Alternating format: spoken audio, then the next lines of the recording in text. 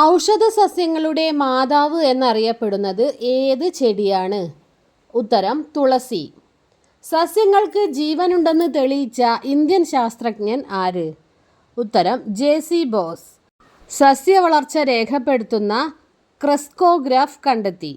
സസ്യങ്ങളുടെ ഇലകൾക്ക് പച്ച നിറം നൽകുന്ന വർണ്ണവസ്തു ഏത്? ഉത്തരം ക്ലോറോഫിൽ.